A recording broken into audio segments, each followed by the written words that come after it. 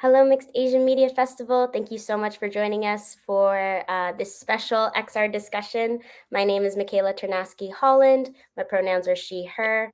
I'm currently on the unceded and occupied territories of the Lenape lands, otherwise known as Manhattan, New York.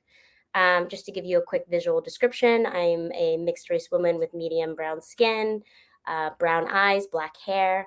I'm streaming today with a white background behind me. I have a painting in the middle. It's kind of got darkish browns and blacks and tans and whites.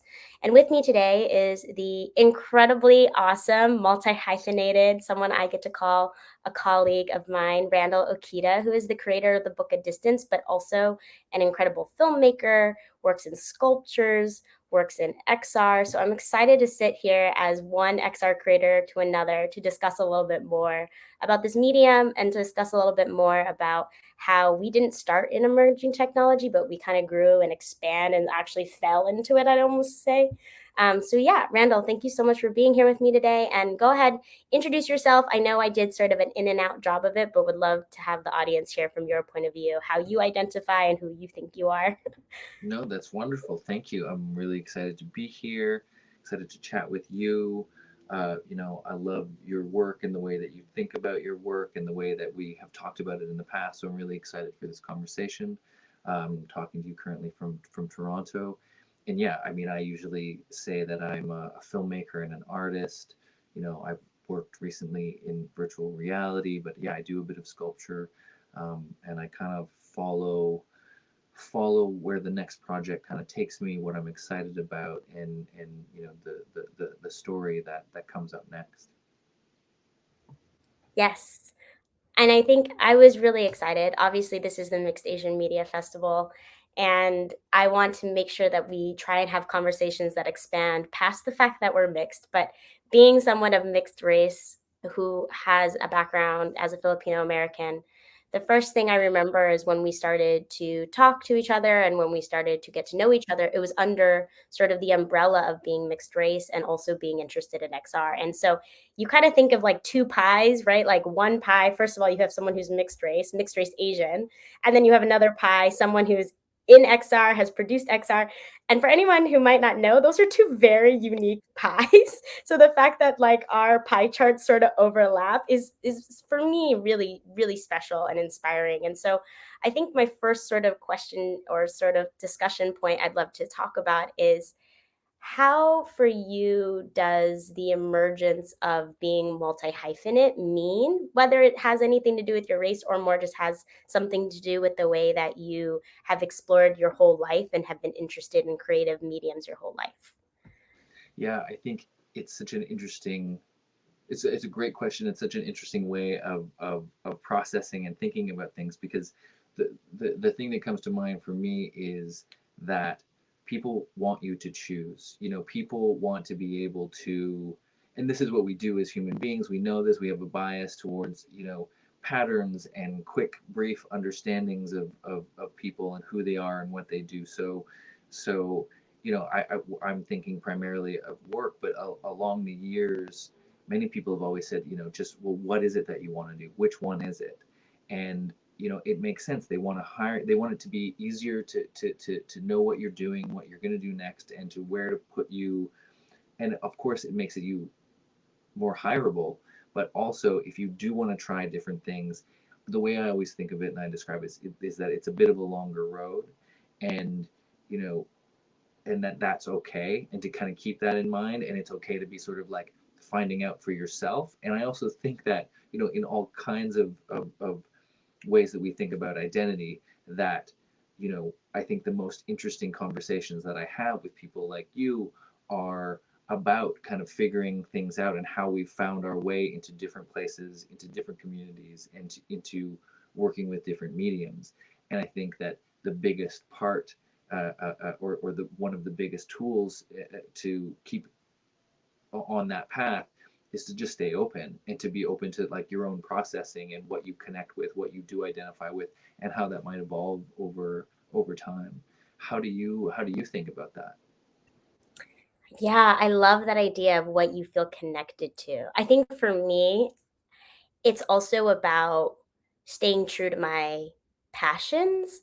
like I can feel connected to dance and performance. For those who don't know, like I do dance professionally and I still do that off and on, but my connection to dance and performance informed my connection to immersive interactive storytelling, right? And so I think sometimes for me, and I think we've talked about this before, even if I'm working on these incredible immersive interactive experiences, if I don't stay connected to my dance, or if I don't stay connected to my athletic capabilities and my athleticism, I tend to start to forget, or I tend to start to get frustrated with certain pinch points of my more, you know, I guess behind the table or corporate or money making background, because I find that I become ungrounded in some of the things that I started doing to inform the way I work in the other things. So I think that's a really roundabout way of saying sometimes when I'm struggling with pinch points in my other multi hyphenate worlds, I have to go back to my previous multi hyphenate worlds. I have to go back to the multi hyphenate worlds that I've let go of, or I've allowed to sort of suppress, or I've allowed to sort of be the last thing on my schedule I get to, or the thing that falls off my schedule first. And then that sometimes helps me figure things out, or work through pinch points in other worlds that I exist in and other worlds I work in. So it's a constant reminder that I'm so much of both, or so much of all three, or so much of all things. And it's hard for me to focus on just one long term because I find I get a little sticky. I don't know about you. I think yeah, that's so interesting and totally makes sense. You know, I think part of when people when I think about how I choose projects or when I think about what's coming up, usually doesn't feel like it in the moment of making the decision or figuring it out. But when I look back, I'll often see that a choice I made to work on something was in part at least a response to the previous thing. And whether that means something a little bit more intimate and a smaller team, but more control, often then the next opportunity will be something with less control but a bigger team and a different kind of impact. And I also find that in terms of this sort of digital physical kind of analog, I remember one of the first sort of big sort of sculptural pieces that I did. It was after a time when I was working on something that was very very digital, very at the desk sort of work. And the next film that we ended up making that I wrote was built around this large scale sculpture that was something physical that we had to build to film and that we had to interact with and that we had to figure out how to build. And looking back, I realized part of that was in response to the kind of work that I was doing and the fact that I wanted to make something with my hands and interact with it. And I think that's also why people responded to it in a way that they did. And then I think how that ties to the VR, to the XR world for me is, we people also have these lives and these instincts in their work, in their play, and in the way that we share and perceive and experience stories. We walk through the world and we have these interactions. We spend a lot of time sitting and listening and reading, but in many ways, a lot of these techniques can just be thought of. They're different kinds of interface, right? It's physicalizing certain things that connect us in different ways to communities and to stories. And so when you think of it like that, it's another layer of thinking about things and playing with things, and that we can respond. Like sometimes after sitting, reading a book, you might not want to then engage with people, in a sitting way. You might want to go for a walk. You might want to do something a little bit different. So that's kind of how I think of a lot of that too, and to also be open to your sort of instincts of how you want to engage with this thing next, or this project or story. Ooh, so many great things were said there. I love the idea of different interfaces. I think I constantly try to explain to people like the work I do is both so prominent in the physical reality, but it's also prominent in the digital reality. And that doesn't mean that one is better than the other. It doesn't mean that one gets expounded more than the other. If anything, for me, it's a constant play with physical and digital reality, right? Like you said, like we've created fully digital worlds using technology like virtual reality, but somehow we were interested in fully digital worlds by what is informing us in our physical reality, whether it's the history of our family, which informed the Book of Distance for you, whether for me it was like dance or performance, or the time I worked at Disney where I was like, I could build a physical installation and have a virtual reality experience settled inside the physical installation, but the headset looks like it's a part of the installation. So it becomes this like meta layer within the physical world, right? But like that was all work that I started seeing even before I was in college, going to school. It was like work I had seen just like by running around theme parks and growing up in Southern California and being like, oh, like you can create layers upon layers of story. And I think maybe what we're talking about when you say, the physical, the digital, the interfaces, it's that being multi-hyphenated isn't necessarily something that means we're so scattered to the winds of all the different things we do, which tends to be a very large critique I get. Like, Michaela, you're doing so much. You do so much. You do so much different stuff. Like, why is it all so different? When really it's actually for us, like maybe it's a layered approach. Like, yes, it doesn't make sense to you why I coach running at Equinox, but you don't understand that like there's a layered approach to me understanding the way the human body moves. And I love to expound upon that. And I love to express that through running and teaching other people how to run. But in certain ways, I'm also coaching people how to quote unquote move and run, quote unquote, using digital techniques with virtual reality, right? Like I'm teaching people how to move in a space. So one informs the other as a layer of my life. It's not that I turn off one part of me to turn on another part of me, right? It's all like layered interfaces. Like we were even talking before we started the panel, right? We're constantly playing whack-a-mole, right? We jump from Slack into email, into text messages, into Zoom meetings, into StreamYard panels, into physical events, into going to have coffee with friends. And if you are constantly interfacing with all these layers of the world, why wouldn't the work that we get to do also look and feel very similar, right? You jump into sculpture work, to jump into filmmaking, to go backwards, to put on a headset, to then jump into some family history making. I'm sure you had to do a lot of like firsthand, like jumping into old boxes and like looking through things. So yeah, yeah, totally agree with you on all of this. And I think what's interesting there too is, artistically as well as sort of culturally, well, I would think of it this way. So, like, you are the through line. You are the through line in all of those things. And artistically, also culturally, like, it's not our job to make ourselves easy for other people to understand. It's our main job to figure out who the heck we are and to become more of that thing, right? And the other thing that people coming from different places as they might, people are going to feel the baggage that comes along with certain mediums or certain activities in different ways. And so trying different things is also trying them in combination with each other. For somebody like you, moving from dance to running to a headset is going to be a different alchemy than somebody coming from a deep gaming background that started there. Also culturally and what that means in terms of all the stories that we are growing up with and learning from and engaging with so I think there's something to be said as these new tools are being developed and shared in these new kind of ways of experience story, which is sort of the context that I think of these things in how they like affect me or in how I engage with them. But every time a new thing comes along, it's another opportunity for you to, especially with the newer stuff that's more nascent, for you to think of it in a way that doesn't have this baggage, that doesn't have this long history of of a certain kind of cinema or a certain kind of dominant industry coming from a certain kind of culture, that may or may not be a large country near your country, that kind of thing. Yeah, I mean, speaking of, I would love to start to like unpack the origin story of the Book of Distance.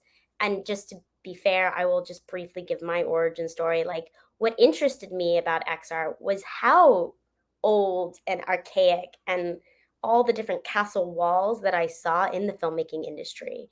and in the journalism industry. I was like, whoa, I don't know if I feel safe moving as a fully authentic human through the film industry as a PA working in LA.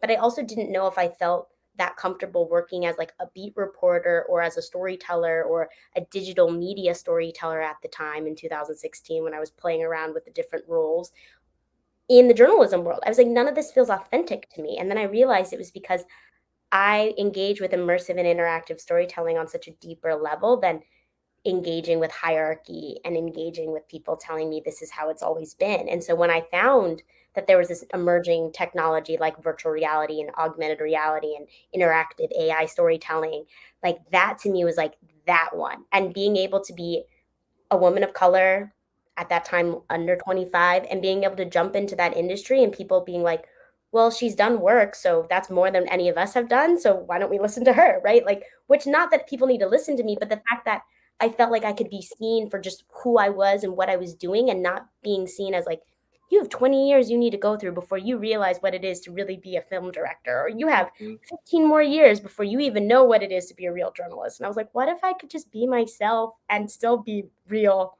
you know? And I found that in the XR industry. So that's a little bit of like my insight to why it attracted me and what jumped me into it. But I'd love to know a little bit more about your story with Book of Distance and your interest in VR and how it sort of fell on your lap.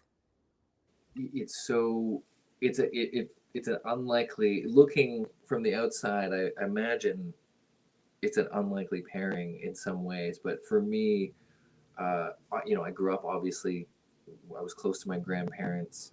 I knew bits and pieces of their story, as many of us do. We don't talk a lot.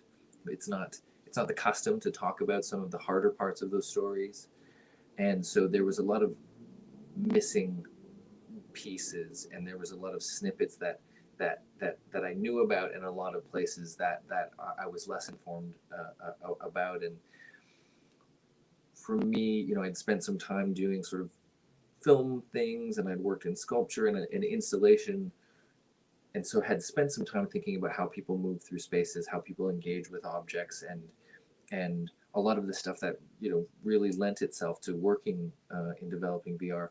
But I was invited to experiment. I was invited by David Oppenheim at the National Film Board, with a number of other artists, to come and play and to ask some questions. They had some headsets, they had some experiences, and I was invited to come and ask some questions and just try to learn a little bit. And I had very basic, very elementary sort of questions about what was possible and how long things would take and how difficult it would be. And when I started playing with, room scale virtual reality, which is, you put on the headset and you can move around in a space, you can pick things up, you can interact with the world. I was kicking around a few ideas, but then something sparked for me when I was thinking about my grandparents' story, and this sort of question of, but what did it look like? But what did it feel like? And it became apparent that this would be this really exciting medium to engage with that story, but include the questions that I have. And that's really, when we're talking about, understanding things and having the authority to present or to be a complete something. For me, the exciting part about this story that is also very authentic to my understanding of my grandparents, and elements of my identity as it is informed by them and many other things, is like, I have questions about this, and part of how I engage with my grandparents' story has to include the questions about the parts that they wouldn't speak about, or the parts that have been censored historically. um, and so that became this really exciting proposition, and it expanded from there. Yeah, and it's so interesting, I think, because before you did mention like we do not have to explain ourselves to anybody, right? Like there's no need to explain ourselves. But what I find so interesting about both you and I is that we've both used this emerging technology in ways that no one else has really thought about or has told stories about people that no one else has thought about. So I'm going out on a limb to say I think that your project is probably one of the first Asian Canadian American virtual reality projects with that amount of funding, with that length of time, that the world has ever seen, specifically to the Japanese internment history. And that to me was incredible to see that there was, and I'm going to brag about you for a second, so hold please, like a Sundance premiere piece centered around the Asian Canadian American like experience that also included an Asian Canadian American director, storyteller, creator that also was super well funded and incredibly cinematic and was absolutely like spectacular. I just absolutely love the piece. Um, and then on my side, like I was able to be one of a part of a creator of one of the first ever Filipino experiences for virtual reality. Like that was also pretty well funded. That was also like was able to really take time and energy. And my piece was truly Filipino American, where it was like the Philippines and America coming together to create a piece about Filipino experiences. Um, which was incredible. But so it's almost like while we don't need to explain ourselves to people, it is interesting that people have brought us in to do a lot of explaining. And I would love to know a little bit about your thoughts around that and where you feel whether it's a responsibility or do you feel a certain emotion or a certain way towards that, and if so, how has that informed your feelings about XR or your feelings about being multi-hyphenate? Well, first of all, thank you for saying all of those nice things, and I agree with you. You know, it's hard to sort of step out of the context and do that, but I appreciate the conversations with you as well because I feel like it we it allows us that moment of celebration because I think that we see those things and we can reflect on those things, um, and then get back to work. But what's interesting, sort of in the same way that we were talking before about this demand to choose something or to choose a box, to choose a stream. The way that I think about it is that I think our job is to try to figure out what our thing is and do your own thing and to figure out who you are, bumping up against these different experiences and through the activities of these different experiences. But I also think that the more that you do your thing, the more likely it is and the more likely the eventuality that people will then come to you for your thing and that people will want to collaborate, will seek you out, um, and you will be able to meet them with a clearer idea of how you like to work, of the things that spark for you, the things that energize you, and that's going to be the most successful sort of collaboration. So that's sort of how I think about that in terms of the what ended up happening in the story that I ended up telling that involved all of those things. Now it's I thought, as I'm sure you might have, that it would be a very personal experience and that there would be a very limited number of people that would engage with it. But I think it's the specificity of you know my story and my way of telling it that people have really connected with because it's easier for them to connect that with their own family histories and experiences and questions that they have about it. Yeah, and we talked a little bit, the cons, if there are cons, if we wanted to use like sort of like less appealing terminology of using these emerging technologies is sometimes the access point, it's sometimes the funding point.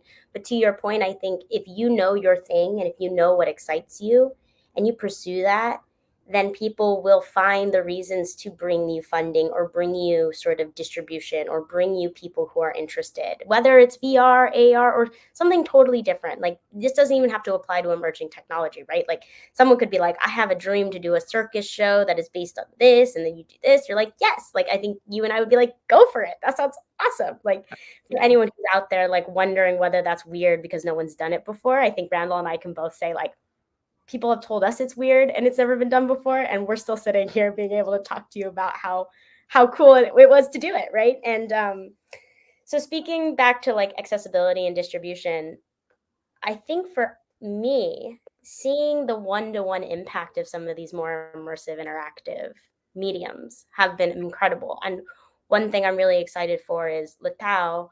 um, is actually going to be seen at the US Filipino Embassy in a couple days.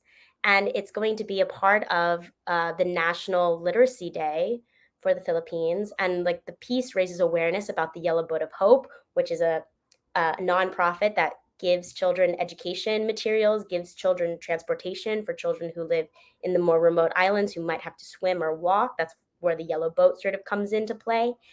And so to me, it's like, the fact that there's this really interesting alignment of people who get to watch it and get to be impacted by it and get to be raise awareness, like that is sort of the reason I do this work. It's not to be like I got to do the first ever. It's to really be like, but who's going to be able to see it and how are they going to be able to be impacted by it?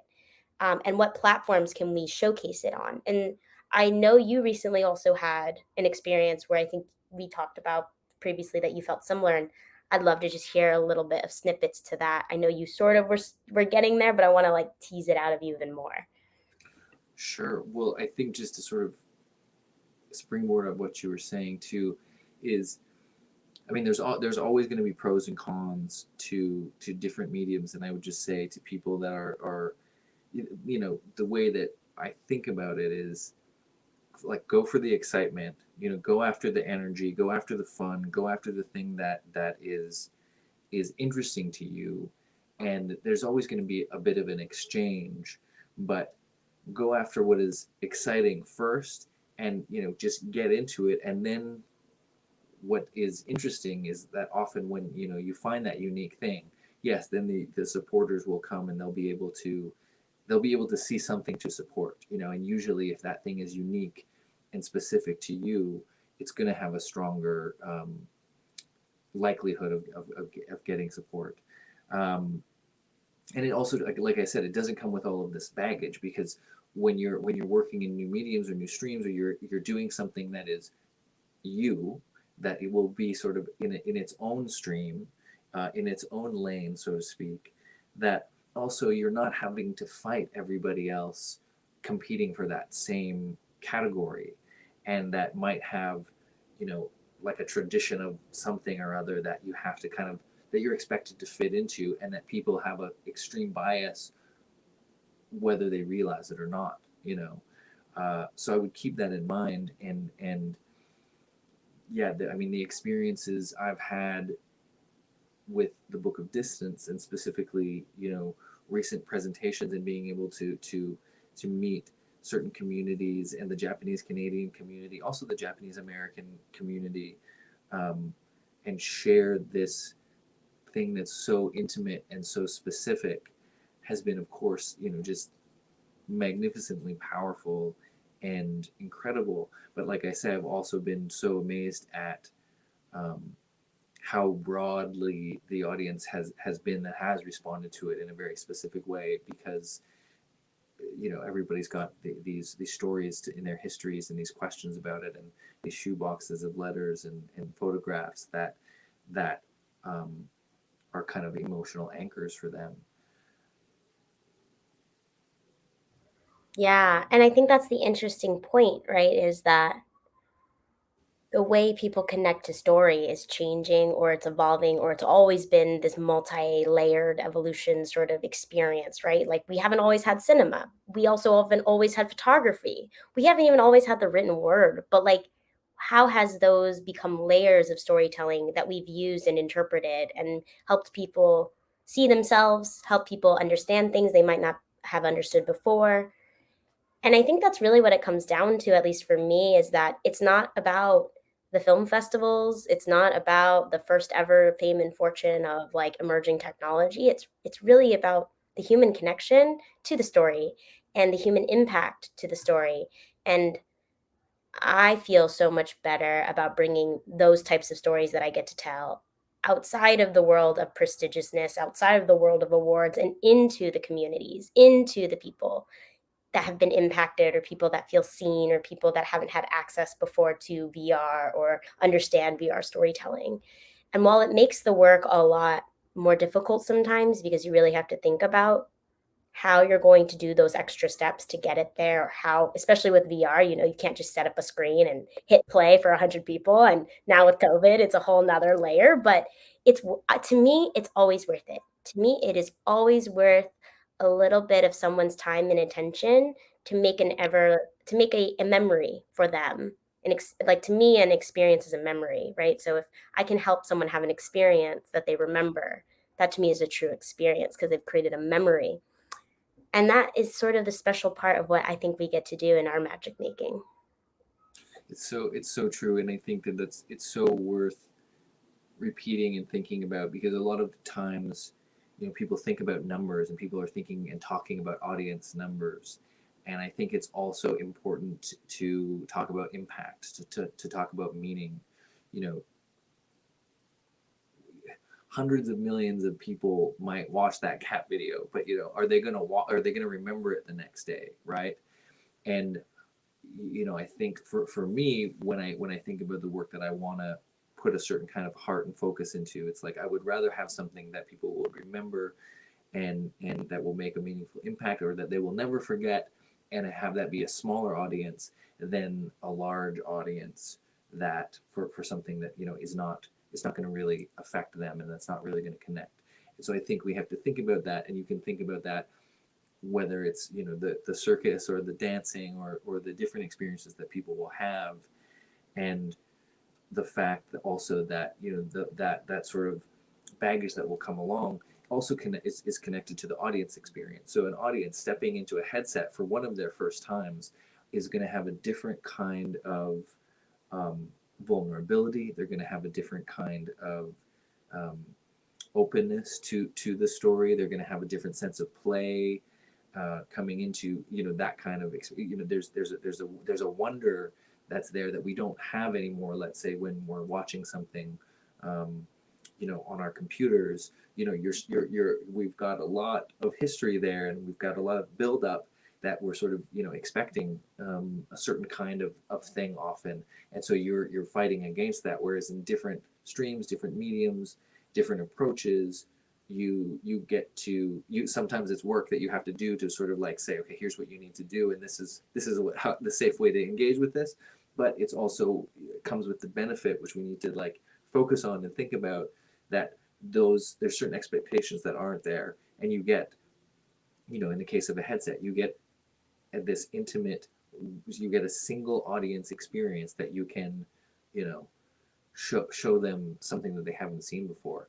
And I think that yeah, it's a really exciting possibilities, and I, for one, am very excited to see your work get out there more, and to see what you continue to make, and I love hearing you connect other dots as well of the work that other people are making. So yeah, it's an exciting time.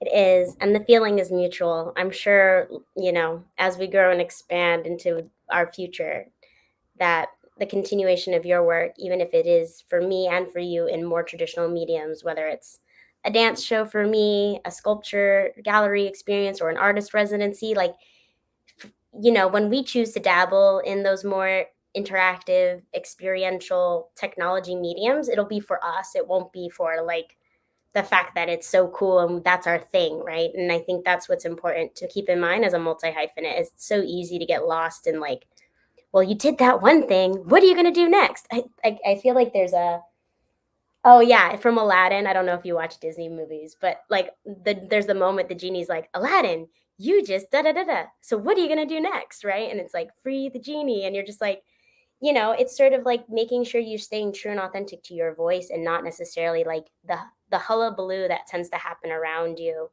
when something like Book of Distance or something like Latau happens, right? That doesn't mean you're tied to virtual reality. It doesn't mean it's your thing. It just means you did that and you did it well. And if you want to do it again, amazing. And if you want to take, like you said, the longer journey to do something new and something else, that's, to me, still super valid and still super seen. And I think a lot of times certain traditional households don't always see it that way. So I'm Yeah. excited to watch your journey as well. Oh, thank you. Yeah, Yeah. it's a very good point. Well, I think that's all the time we have today. Latau is available on demand. We are working to get the Book of Distance available on demand for anyone with a special headset. But we're excited to be able to wrap up this time at MAMFest. But more to come, I'm sure, from both of us, and obviously more to come from MAMFest. So thank you, everyone who joined us today. Thank you, Randall, for joining me today. It's Thank been you, lovely everybody. as always. Thanks, Michaela. Yeah.